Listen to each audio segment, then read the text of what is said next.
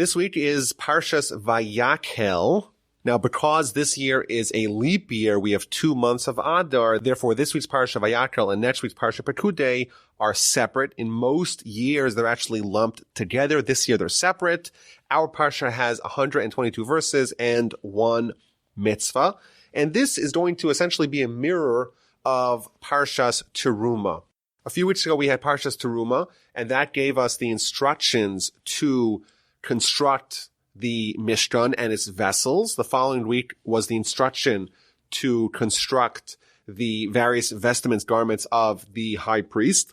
That was the instruction phase. In this week's Parsha, there's going to be the implementation, the actualization of that instruction, where Moshe is actually going to do all the fundraising and do all the construction that was delineated a few weeks ago. And of course, one of the themes of the Parsha that we'll talk about is the need for the Torah to repeat it in detail, almost some sentences word for word from what the instruction that was given a few weeks ago, whereas normally the Torah tries to mince words and try to say things in as succinct and pithy a way as possible. In this week's Parsha, almost the whole Parsha could have been shortly summarized in a sentence like Moshe actually did what he was told to do, and instead the Torah found the need to actually go through and delineate thing by thing what Moshe did together with his lieutenants, Bezalel and Eliav, and the rest of the Jews. So the Parsha begins where Moshe assembles the entire assembly of the children of Israel and says to them, these are the things that Hashem commanded to do. So Rashi right away rehashes his position that these most recent parshios are not written chronologically. The golden calf episode that we read last week happened before the instructions of Parshas Terumah Tetzaveh, before the instructions to build the Mishkan, the Tabernacle, and its vessels and the vestments of the high priests. But the Torah altered the chronology, as it often does, in order to separate the instructions and the implementations of those instructions for the Tabernacle, to separate that with the story in the middle of the golden calf. So when did this happen? According to Rashi, this happened the day after Moses came down from heaven for the third time, like we saw last week. He comes down with the second set of tablets. That is Yom Kippur. The following day, there's the instruction and the implementation of the instruction to start fundraising, assembling the materials needed for the Mishkan, for the Tabernacle. The Ramban, he argues like he did already in the past, and he says, no, the Torah is actually organized, at least this part of it, in chronological order. The instructions were given before the golden calf. And now that they were forgiven for the golden calf, the Torah reiterates the implementation to kind of tell you that even though they were found defective via the sin of the golden calf, still they had repented and they had restored themselves to the situation where they were prior, and therefore they were worthy now as prior to fulfill the mitzvah of the Tabernacle. So according to the Ramban, there's a certain natural answer to our question of why the Torah found the need to repeat it. Well, because now we're being told that they didn't lose anything, so to speak, with the sin of the golden calf. There was no lasting impact, even though the instructions, the initial instructions, were given before the sin of the golden calf, and then they sinned, and they descended, and they were almost destroyed. Still, the repentance brought them back to a state as they were prior, and therefore they didn't lose anything along the way. Now, interesting, like we saw in the past, juxtaposed to the instruction to build a tabernacle is another warning against the desecration of Shabbos. On 6 days, work may be done, but on the seventh day you shall be holy, a day for God, a day of complete rest. Whoever does work on this day shall be put to death. And then we're told specifically, you shall not kindle fire in any of your dwellings on the Shabbos day. So again, like we saw in chapter 31 last week, even though there's a mitzvah to build the tabernacle, this mitzvah does not supersede Shabbos. You cannot do this work on Shabbos. And here our sages tell us, Rashi points this out again a second time, that this is another source that the prohibitions of Shabbos mirror what is needed to be done for the construction of the tabernacle. So our sages tell us in the Talmud that there's 39 different categories of work that need to be done for the construction of the tabernacle, and therefore there are those same 39 categories of work that are prohibited to be done on Shabbos. Interestingly, the Talmud tells us that this is also the source that prohibits punishment and execution on Shabbos. When there is a Jewish system of courts in place, part of their responsibilities is to mete out judgment, to mete out punishment, both corporal and capital. And on Shabbos, those things are suspended. The court does not dispense, does not mete out capital punishment or corporal punishment on Shabbos. Now, there's an interesting story here with the Chafetz Chaim, the great sage of the early part of the 20th century and the end of the 19th century. And the story goes that he was living in Russia at the time, before the communist Bolshevik revolution. And there was a man who had, a very wealthy man, who had some factories that were open on Shabbos. So the Chafetz Chaim, the leader of the Jews, sent him a message: you should close your factories on Shabbos because it's Shabbos and Shabbos is the day of rest. We don't work. You shouldn't work on Shabbos. So the man responded to him, well, I earn every Shabbos 4,000 rubles. I can't lose that out. So the Chafetz Chaim, the great sage, quoted him this verse. The verse says, on 6 days work may be done, but on the seventh day shall be holy for you, a day of complete rest for Hashem. And he explained that this is a conditional, that when do you work for 6 days? When do the 6 days of work, when do they flourish? They flourish when the seventh day, when the day of Shabbos is an off day. That was his message to this factory owner. And the man responded, he says, listen, I have factories and my factories are going to be operational and I don't care what the verse in the Torah says. I'm not closing my factories on Shabbos. So sometime later, the communists, the Bolsheviks, they take over Russia. And what do? They nationalize all industry. And they come to this man and they grab the keys of his factories and they take it all over. And in fact, he had to flee town and he barely made it out alive with nothing but the shirt on his back. And he sent a letter to the Chafetz Chaim and said, yes, you're right. Indeed, my factories do hinge on the verse in the Torah. You were right. Because I did not cease working on Shabbos, the 6 days of work did not have blessing.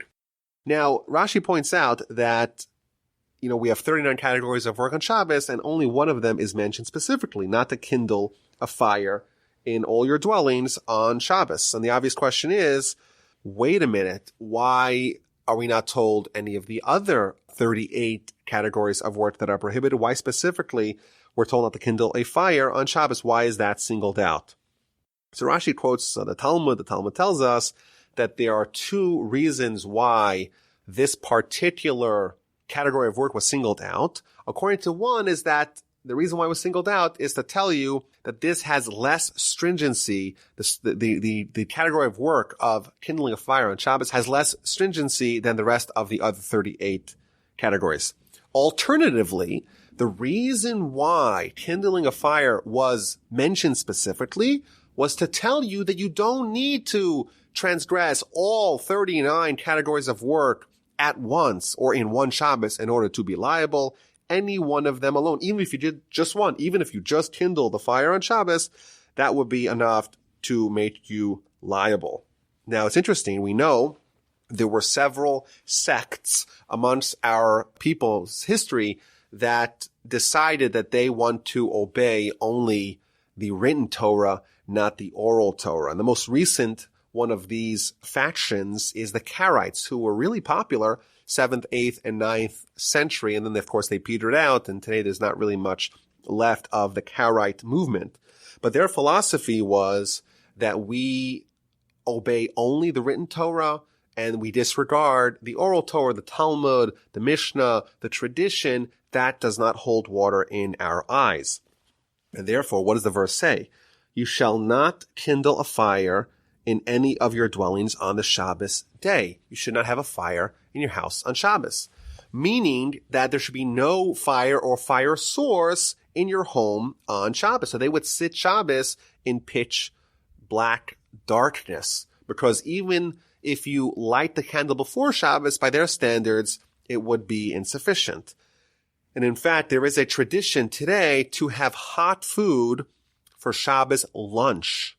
Meaning it's already more than halfway into Shabbos and you still have hot food. Well, how do you have hot food Shabbos lunchtime? The only way you could do that is if you have a fire that you kindled before Shabbos, and that fire, upon that fire you placed the stew or whatever it may be. And therefore, the fire continues on Shabbos. As long as you don't kindle, as long as you don't initiate the fire before Shabbos, you're good to go. And we've accustomed to show that we're not like the Karaites. We believe that you can indeed have a fire on Shabbos, provided that you didn't kindle, you didn't ignite it on Shabbos. That would be okay. And that's why we go out of our way to have hot food on Shabbos lunch. Now, the Bet Yosef, Rabbi Yosef Karo, who was, of course, the giant of the 16th century, the author of the Shulchan Aruch, he wrote several books. One of them, the one that's maybe the least well known, is the Magid Meisharim, which is essentially a book, a diary of the conversations he had with an angel who came to visit him every night. And the angel told him that this verse not only doesn't support the claim of the Karaites, but it actually proves to the contrary. How so? What on verse 2, we're talking about Shabbos. 6 days you work, and the seventh day, well, that's Shabbos. That's a holy day. That's a day of rest. That's a day for God. So what happens in verse 3? You shall not kindle fire in any of your dwellings on the Shabbos day. Why does it need to add those last words? Biyom HaShabbos, on the Shabbos day. After all, aren't we just talking about Shabbos? Why is there a need to reiterate in verse 3 that you cannot kindle a fire on the Shabbos day?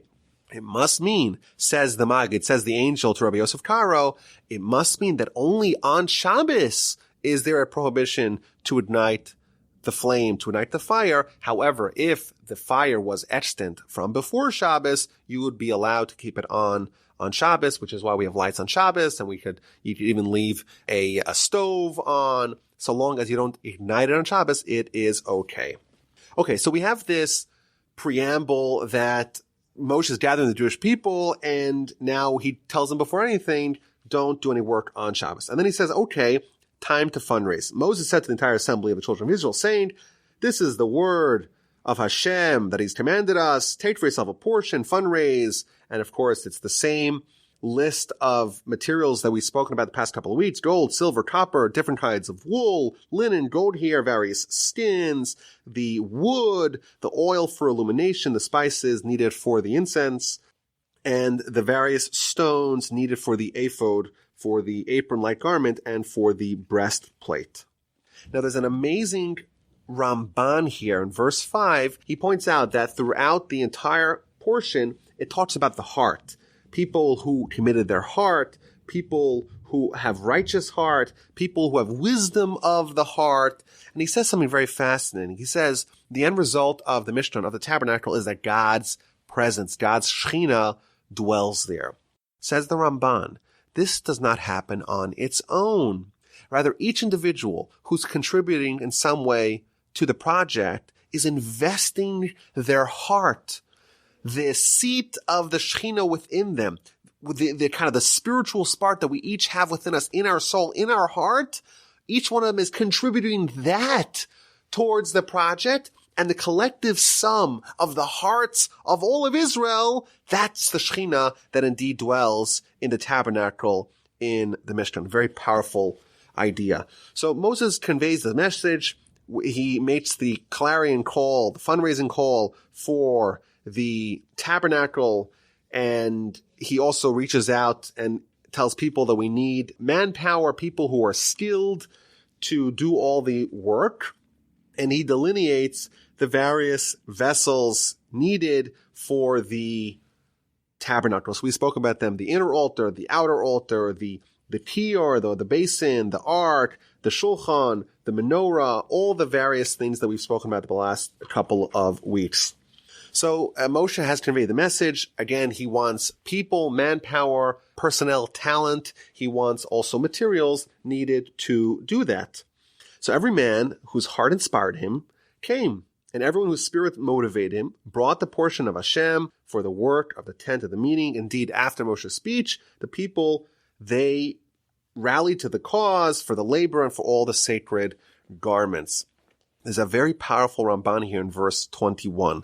Again, he's talking about the fact that their heart inspired them, and everyone whose spirit motivated them. So what does this mean? What is this power, this ability, these talents that are uncovered? So the Ramban, and this is similar to what we said last week about Bezalel, he said that people have their heart, so to speak, motivate them, inspire them to the work. Again, like he said last time, these are people that until very recently were essentially slaves.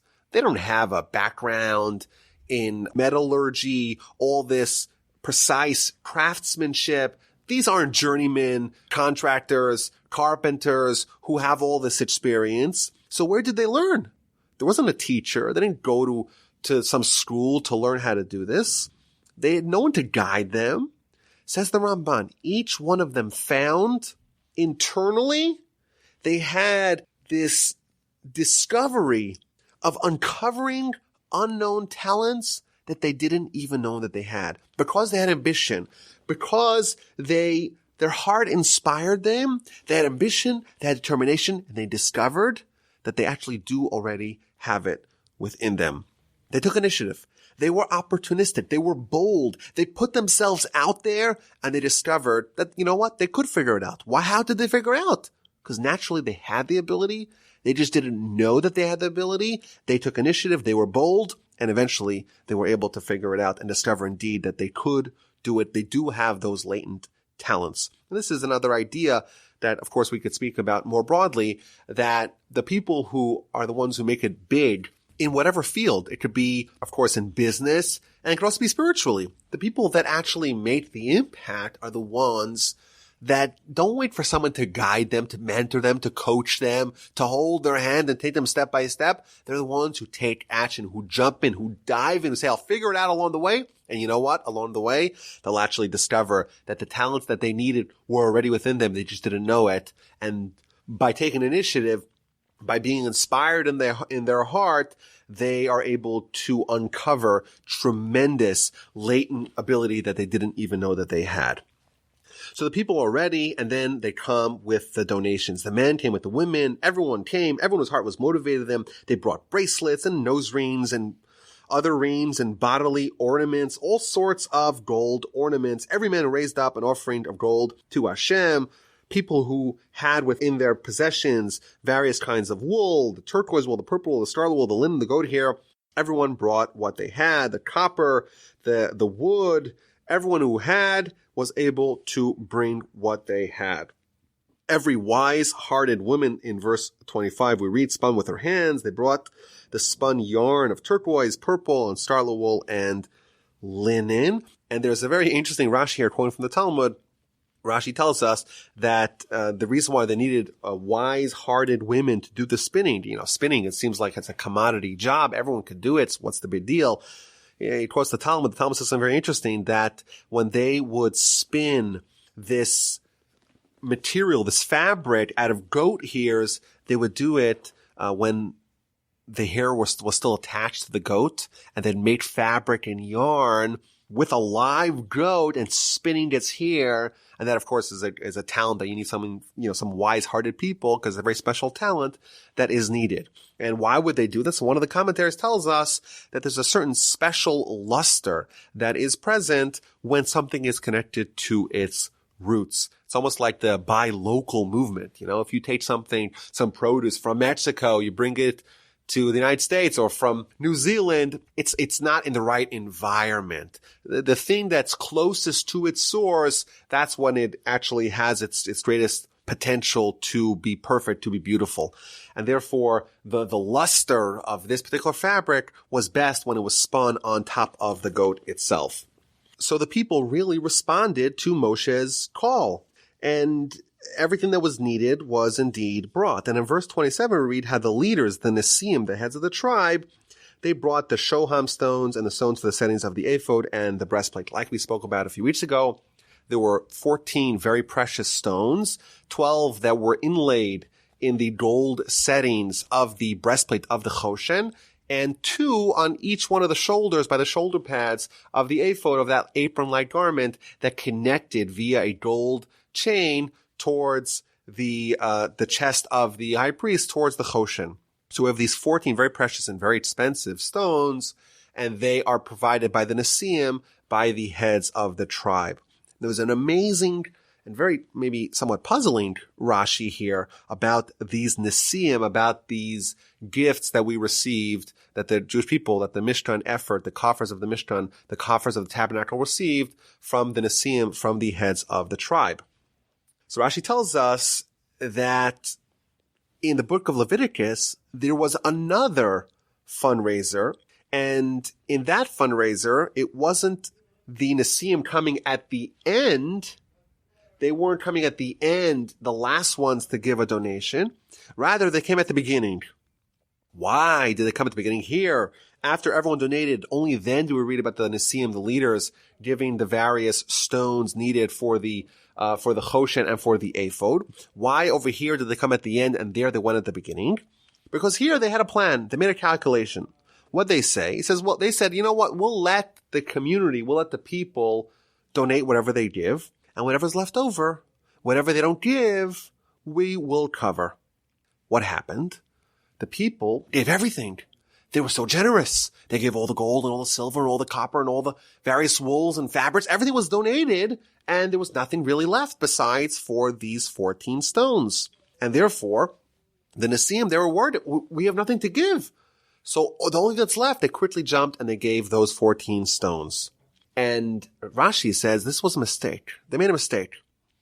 They should have given ahead of time. And the Torah, how the Torah spells their name, it spells it in a way that indicates that they made a mistake. How so? Because in Hebrew, this may sound a little strange, someone who's not familiar with Hebrew, but in Hebrew, there's sometimes different ways to spell the same word. And the reason for that is, just like in English, we have consonants and we have vowels. In Hebrew, the vowels sometimes are written in the form of letters, but sometimes they are not written in the form of letters. Rather, they are in the invisible nikudot. So if you learn Hebrew, you learn that on top and on bottom of letters, there's various dots and dashes that represent the vowels that tell you how to pronounce a certain word. Now, the word Nisim, which means the leaders or the princes or the presidents of the tribes, it usually is spelled with all the vowels written in the form of letters. But here, when it's talking about the Nisim and their donation of the 14 stones needed for the ephod and the Choshen, it deducts one of the letters from their name. Says Rashi, why does the Torah remove one of the letters from their name? Because they should have jumped ahead. They shouldn't have waited to the end. They shouldn't have tarried. They shouldn't have been lazy. And therefore, as a way for the Torah to criticize them, a letter is deducted from their name. Very interesting Rashi here, quoting from the sages in the Midrash. Now, I think there's at least two central questions here. Rashi tells us that they made a mistake. They should have donated ahead of time. They shouldn't have waited. We'll cover what no one else covers. They should have believed in the generosity of the people. But I don't understand. Their plan, it seems like it worked to perfection. They said that we'll cover what no one else covers. And indeed, no one else gave those 14 stones and they gave them. It seems like their plan actually worked out very well. Question number one. Question number two, it seems like from Rashi that the criticism of them is in the fact that they did not donate in the way that was proper. They should have donated ahead of time. Well, if so, the word in the Torah in which the criticism is levied against these Nisim should have been the word heviu, which means they brought, they donated. You could have deducted a letter from that word. Why does the Torah deduct a letter from the word Nisim, the word that means the presidents, the princes, these leaders? So I want to suggest maybe two answers. Answer number one, perhaps, is that indeed what was lacking was not their donation. The donation was very generous. In fact, like we said, these 14 stones were very expensive. They're very rare, very precious. It was a very generous gift that they gave. However, their leadership was flawed because they should have done what a leader does. A leader is someone who inspires their constituents, who initiates and says, this is what you do. You follow my lead. Moshe comes and says, give a donation, give gold, give silver, give all these lists of more than a dozen things that are needed for the tabernacle. What these leaders should have done They should have taken a little bit of gold and a little bit of silver and a little bit of copper and a little bit of this wool and a little bit of linen and a little bit of goat's hair, a little bit just to show everyone, this is what you do. Yes, your gold is precious, it's very expensive, but you know what you're supposed to do? When Moshe comes, you give. And then the people would have said, oh, this is what we do. They would have been trained by their leaders and they would have emulated them. In the total sum of the gift, that's not really the criticism. The criticism is that the fact that they came late. They came afterwards. They only did it after their constituents already gave, and therefore the constituents did not follow them, and therefore there's something lacking in their leadership qualities. So the first thing we see here is that a leader has to initiate. Secondly, maybe perhaps the criticism against these Nisim, against these princes, presidents of the tribes, was the fact that they did not recognize the character and the nature of their constituents. A great leader is someone who's invested in the betterment of the people that they are leading. And in order to be able to guide, to help your charge, to navigate them through the challenges of life, you have to know their qualities and you have to know their flaws. And here their leadership is flawed because they said, there's no way the Jewish people, they're not this generous. There's no way they're going to give this much. We'll just make up the difference. We'll let them give, and whatever they don't give, we'll cover. Your leadership is flawed because you did not realize how great these people are, how generous they are, and therefore we're going to deduct a letter from the name that talks about your leadership because your leadership is lacking. And you know what? They learned their lesson, and when the next call came for a donation, they jumped ahead, they went first, and they A, initiated, and B, they did not rely on their followers to be lazy, to not be generous, because they recognized the generosity of those that they were leading. And just on this last point, there's a great story. It's told about the great Rabbi Yerucham Levavitz, who was the spiritual dean of the Mir Yeshiva. During World War I, that whole region of the world was in a very chaotic situation, and the yeshiva kind of disbanded. Several years later, once things quieted down, the yeshiva reconstituted. A yeshiva, essentially, of 300 new students just emerged. After 3 months, the great pedagogue, the great sage, Rabbi Yerucham Levavitz, he declared, there's 300 students in the yeshiva, and each and every one of them, I can tell you, their central good character. What is their best, most defining character trait? And most of them, I can also tell you what is their worst, what is their negative central character trait that they need to work on. That is indeed the mark of a great leader, someone who is completely attuned to the character and thus to the needs of the people that they are leading. So with all the material assembled, Moses says to the children of Israel, see, behold, Hashem has proclaimed my name, Bezalel, the son of Uri, the son of Hur, from the tribe of Judah. This Bezalel is so talented. He's filled with godly spirit, with wisdom, with insight, with knowledge, with every craft. He is a true Renaissance man who's able to be an expert in all the areas and all the craftsmanship. He weaves design to work with gold, silver, copper, stone cutting for setting, wood carvings, everything to perform every craft of design. He has the complete package. And he also has the ability to teach. This really, there's no better candidate to lead this effort. Him, together with Ahaliav, the son of Achisamach, from the tribe of Dan. He filled them with a wise heart to do every craft of the carver, weaver of designs, embroiderer, all the wool, the linen, the weaver, the artisans of every craft, and makers of design. So there's a few interesting things here that we see.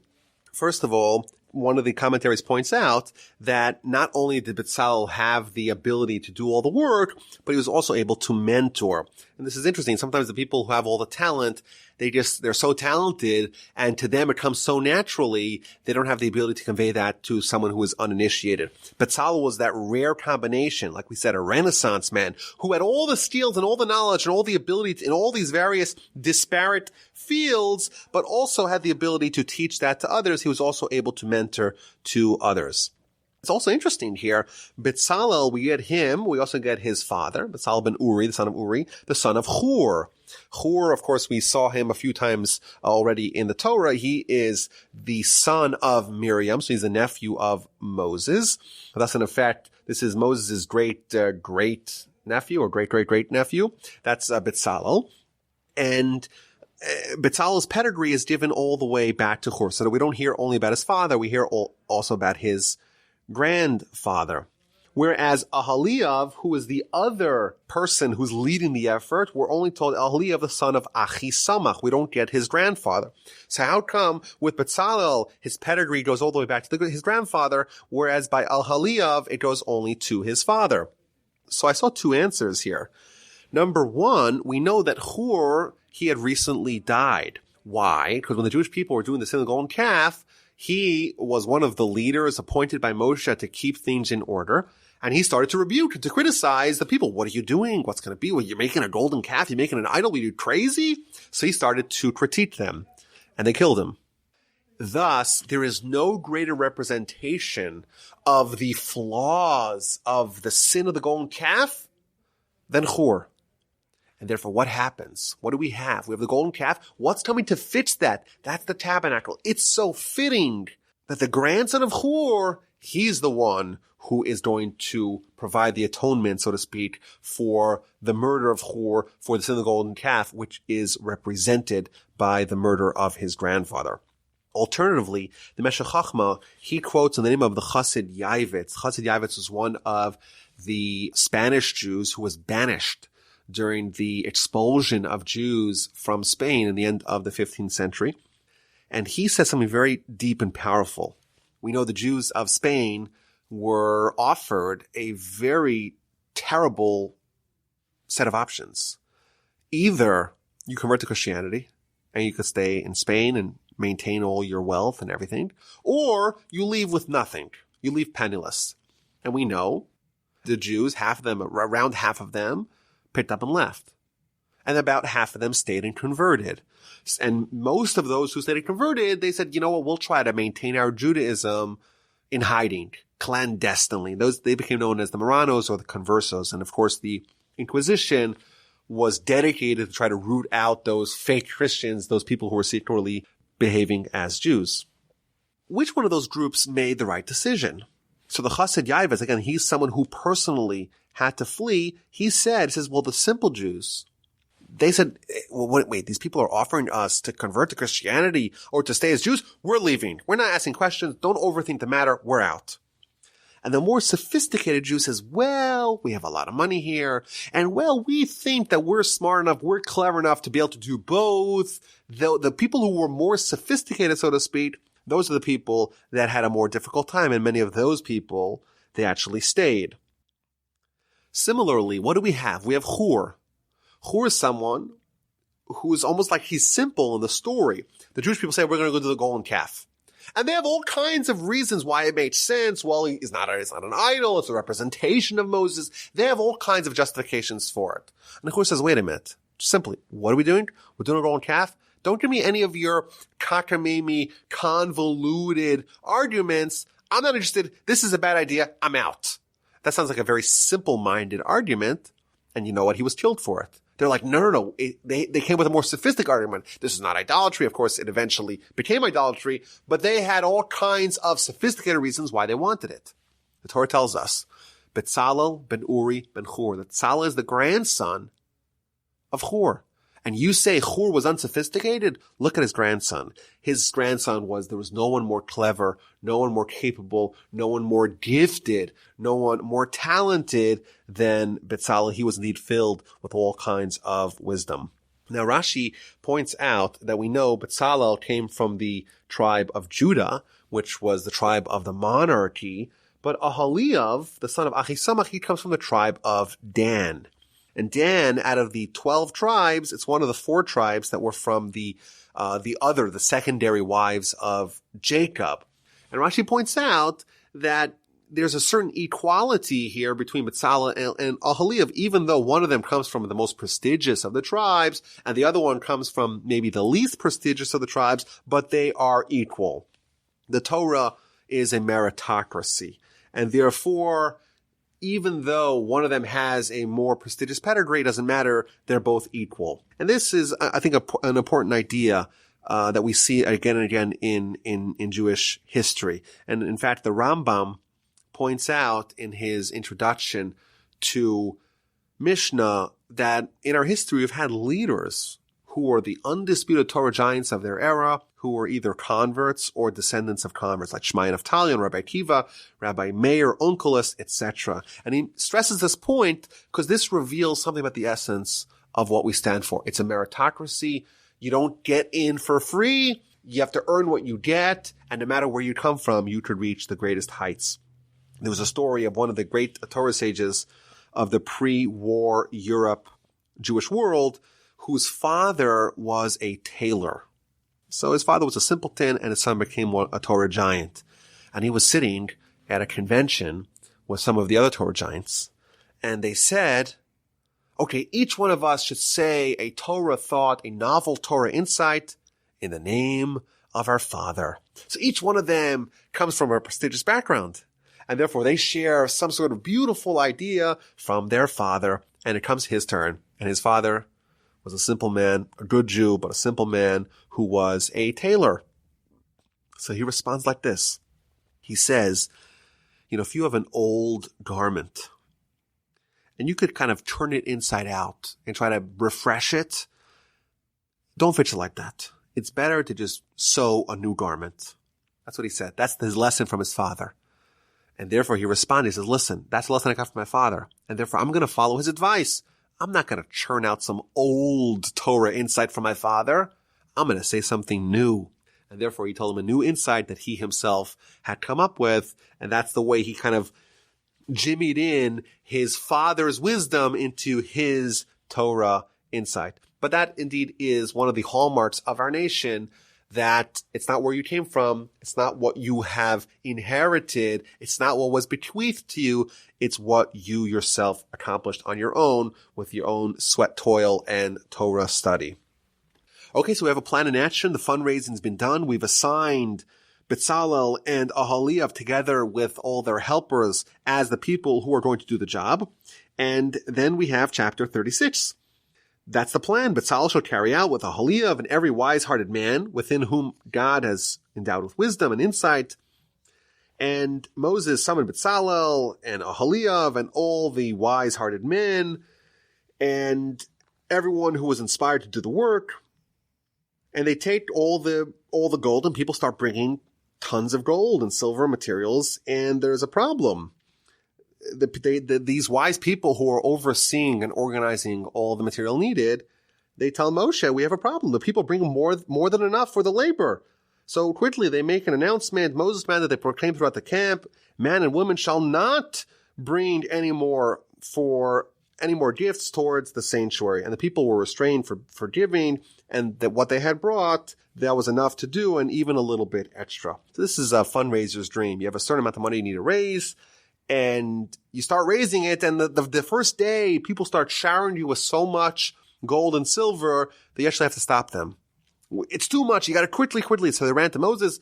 They're overseeing the coffers. People are just coming and pouring in. Oh, we have to stop it quickly. And they make an announcement throughout the camp. So the commentaries point out, this shows their character. This seems like a golden opportunity for a little bit of grift. I'm working on the project. I got pocket a little bit. There's so much extra. And still, what do the people do when there's too much? They run to Moses. There's too much. And what does Moses do? He quickly stops everyone from giving. People are so excited to give, but they have to stop giving because there's enough, and we don't want to have any extra. We don't want to pocket anything from ourselves. Now, there's an amazing insight pointed out by Rabbi Yaakov Kamenetsky, who incidentally happens to be my namesake. He points out, he says, at this point in history, the Jewish people are under the impression that they're about to go into the land of Israel. It's only sometime later, about a year later, where the sin of the spies happens in the book of Numbers that mandates that they stay in the wilderness for 40 years. So what's the plan in their eyes right now? In their eyes, the plan is to build a tabernacle and quickly go into Israel, capture the land with Moses, build a permanent temple, and then put away the temporary temple, the Mishkan, the tabernacle, put it away, to put that in, to archive that. In their eyes, this was only temporary. Yet, despite the fact that it was temporary, they still had a tremendous gusto, a tremendous drive to donate. Again, it shows us the generosity and the character of these people. Now, it is interesting that in verse 7, we read somewhat of a contradiction, that they stopped doing the fundraising, but the fundraising was enough for all the work, and there was extra. So was it enough, or was there extra? It seems like those two cannot be congruent. If there is enough, then it's enough, and if there's extra, then it means there's extra. So there's many answers. Given one of the answers, the Or Chaim tells us that there was a miracle, that the amount of gold and silver and other material that was needed was indeed more. There was extra, but it was enough because it was subsumed in the needed material. Like we said, there's miracles happening everywhere. And one of the miracles is that the gold, so to speak, absorbed some of the extra gold, and therefore there was no extra. Even though there was initially extra, it was swallowed up by the other gold, and same was true by the rest of the other material. Okay, so we have everything that we need, and the work begins. So they begin with the various curtains of the tabernacle, and these we already described in great detail in Parshas Terumah. You have the lowest curtain made of 10 curtains, and then you have one on top of that made of goat hair, made of 11 curtains, and then you had one or two more on top of that, called the covers of the tent, of red dyed ram hides and tachash hides. And then we have the planks at the side of the tabernacle made of wood. And again, these instructions were given in great detail. You have 20 on one side, 20 on the other side, and then 6. And these are all 1.5 amos, 1.5 cubits wide. On the bottom, there's 2 silver sockets. On top, there's a ring connecting one to the next one. I don't want to go through it because we've spoken about it in great detail. I'm just going to add things that we haven't talked about in the past. So one thing I wanted to share from verse 33 is the idea of the middle bar. These are the horizontal bars going alongside the vertical standing planks of wood that make up the wall of the tabernacle. There's horizontal bars that keep it in place. So there's 5 horizontal bars we read, 2 on top and 2 on bottom, and 1 that goes in the middle, that like we spoke about a few weeks ago. It goes through the actual body of these planks, and it swivels around the corners. So it's a really cool kind of thing. It's miraculous that you have this Bria Chatichon, this middle bar. It goes from end to end of the tabernacle, the three walls of the tabernacle. It goes down the 30 amos, the 30 cubits in one side. It turns the corner in middle of the holes through the middle of the planks, and then it turns another corner, so it goes 30, 10, and another 30. Now, in Kabbalah, in the Zohar, it tells us that this middle bar is actually representative of our forefather Jacob. He's the one who, so to speak, unites all the various parts of, Abraham and Isaac, but also similarly here, he's the one who unites the tabernacle together. Now, according to one of the commentaries, one of the medieval commentaries, it tells us that this middle pole actually has a backstory. This wasn't some sort of new pole. It was an ancient pole that was actually owned by our forefather, Jacob. How so? Well, all the way back in the book of Genesis, after Jacob usurps the blessings from his older brother, Esau wants to kill him.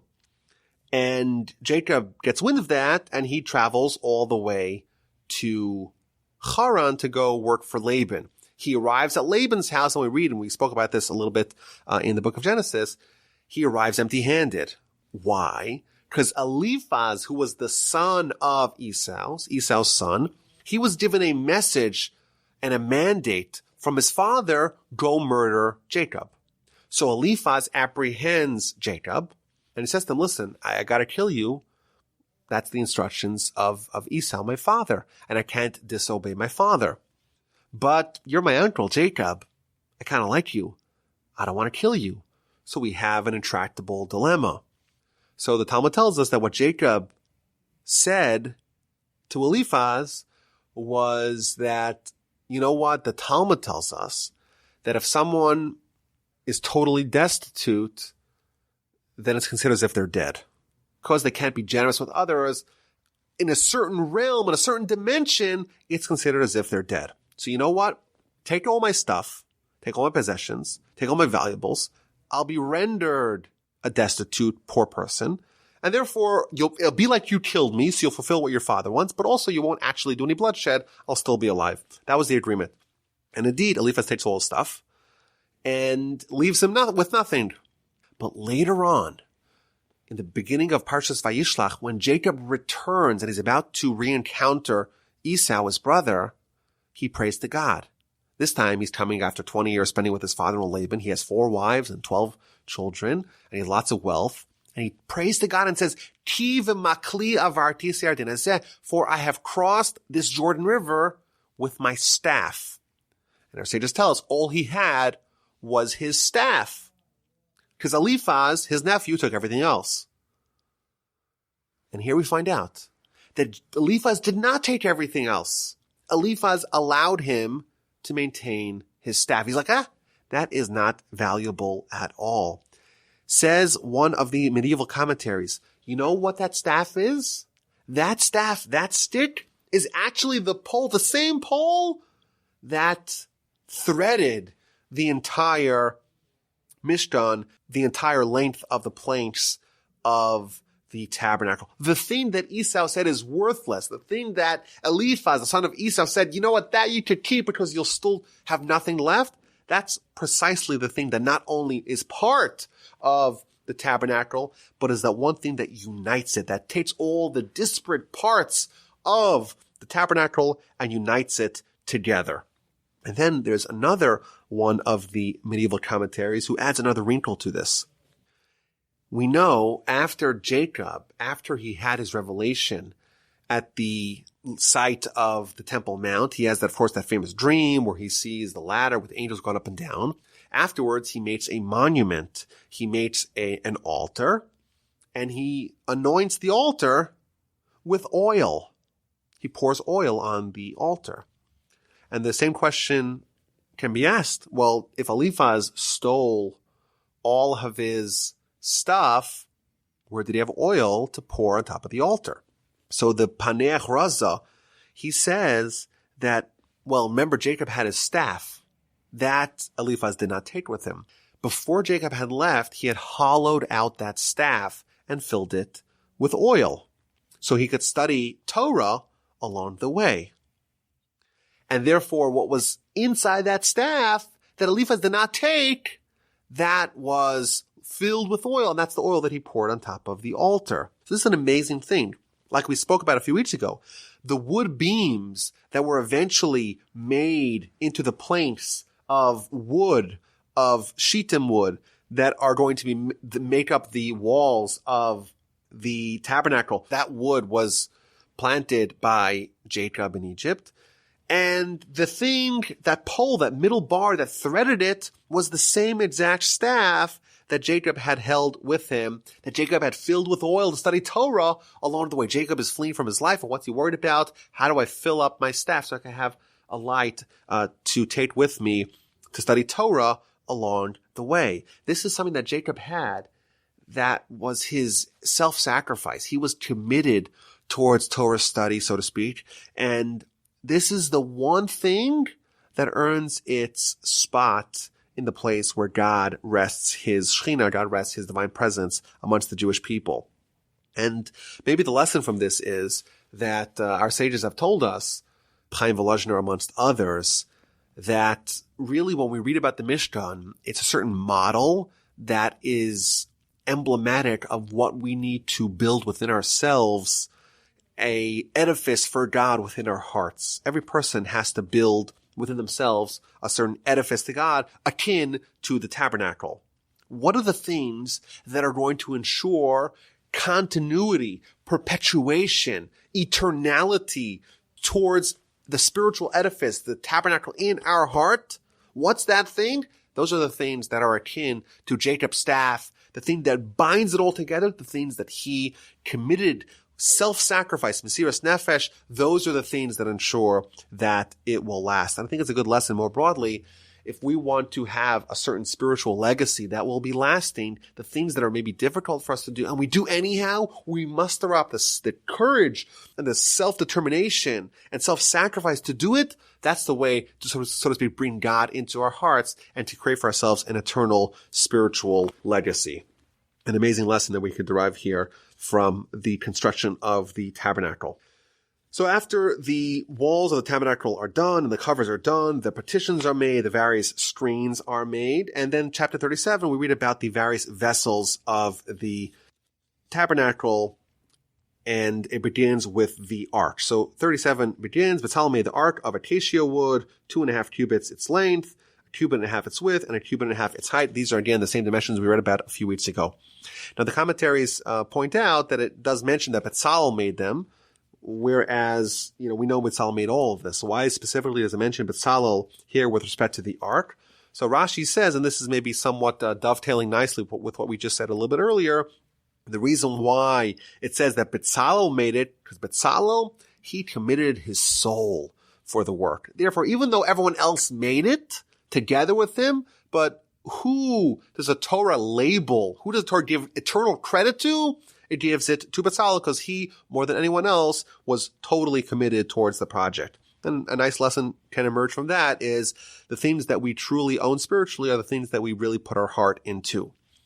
The Ramban, he says something interesting. He says no. Unlike Rashi, who says that, yes, everyone made it, but Bezalel committed himself to it more than anyone else, the Ramban says that no, actually Bezalel himself made it. And then says the Ramban something very important. He says, actually, if you were to compare the various vessels as to the degree of difficulty of construction, you would say that maybe the easiest one to do is the ark. It's essentially a box. How hard is that to make, right? It doesn't seem like it's very difficult. It seems quite to the contrary. It seems kind of easy.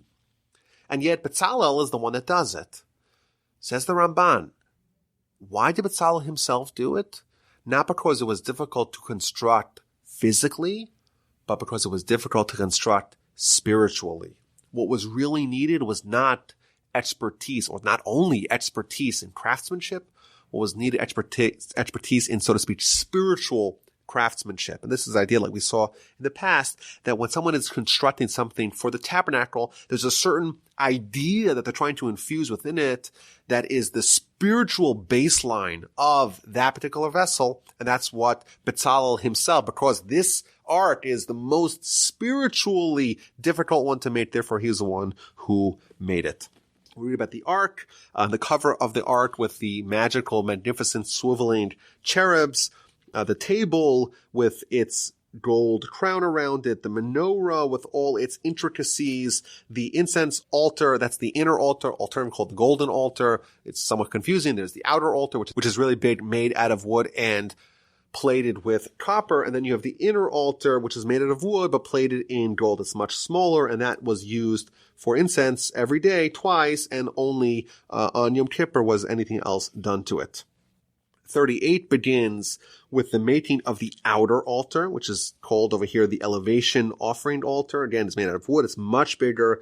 There's horns, which are like these little bumps, like on top of a castle, you would imagine. It's square, and then, of course, it has a ramp leading up to it, not steps like we read a few weeks ago. It has all its paraphernalia, pots, shovels, basins, forks, fire pans, all that are made out of copper. There's a meshwork, which is a design going alongside the body of the outer altar. And there are reams. In the reams, there are staves, there are poles. And then we read about the kior, which is the water basin that you use to wash your hands and your feet. Now, what was the kior made out of? So the Torah says, from the mirrors of the legions who massed at the entrance of the tent of meeting. It's made out of mirrors. And Rashi points out this is actual mirrors. And what's the backstory of this mirrors? So Rashi tells us something very fascinating, interesting dialogue that happened over here. The daughters of Israel, they would look in these mirrors when they would put on their makeup. And when the call came to donate all these materials, they came with their gold and silver and everything, but also with these mirrors. And Moshe, of course, knew what this was used for. These are used by women to make themselves beautiful. And what's the reason for that? Well, that's to inspire the Yetzer Hara. So Moses says, no, this is not to be used in the tabernacle. This is something that Moses was disgusted by. This is not fitting for the Mishkan because this is what it's used for. And God responds to him, no, you take it. Because you know why? These mirrors are the most beloved to me. Why? Because through these mirrors, the women were able to spawn legions of the Jewish people. Because the men, after all, when they were slaves in Egypt, they were exhausted. They were almost on the brink of dying every day. You can't procreate under those conditions. But the women, they would make themselves beautiful, and they would entice and arouse their husbands using these mirrors. And therefore, these mirrors, says God to Moses, these mirrors are the ones that are most precious to me, and there is no better candidate for being used in the temple than these mirrors. Now, it's interesting. The commentaries question, Moses is willing to accept all kinds of personal items from women, various rings and rings that went in the nose and bracelets, and even in verse 22 of chapter 35, even various ornaments that were worn by women in their, near their private area, near their genitalia. And here Moshe is not taking the mirrors. It seems a little bit inconsistent. So the Ramban answers, he says, well, the various gold ornaments, those things were all melted together, and therefore it became one big pot. So it doesn't matter what the origin of the gold was, whereas the mirrors are going to be used as is, and therefore Moses felt that it's not appropriate. Mirrors that were used for women to beautify themselves, that's not appropriate to be used in the tabernacle. I think it's something it's worthwhile to ponder a little bit over here. We see polar opposite responses to these mirrors. On one hand, Moses, he's disgusted by it.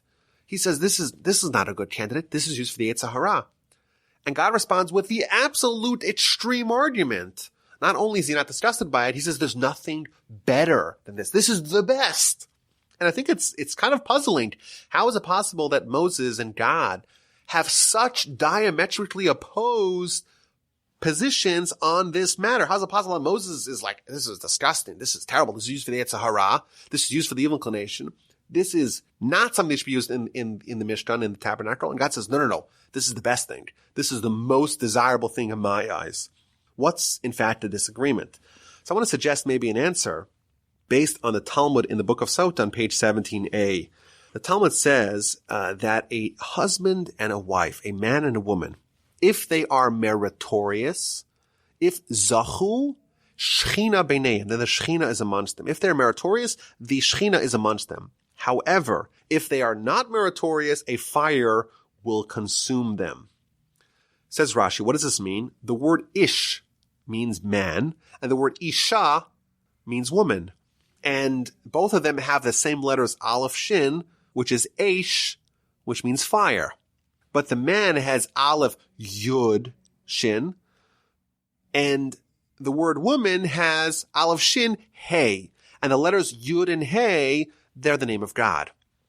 Therefore, when a man and a woman are in their idealized situation, God is amongst them. You have the name of God. Whereas if you withdraw the name of God, you take the yud away from the man and the hey away from the woman, you have eish and eish, you just have fire. Their names, when God is removed from them, it just means fire. So what does this mean? So our sages explained to us that what this means is that a man and a woman in their most intimate relationship, if they are meritorious, then God is amongst them. That union can be the most spiritual acme, pinnacle of human experience. God's amongst them. The Shekhinah is amongst them. That's if they're meritorious. Whereas if they're not meritorious, that same union, all you have is fire. Which means a very powerful idea.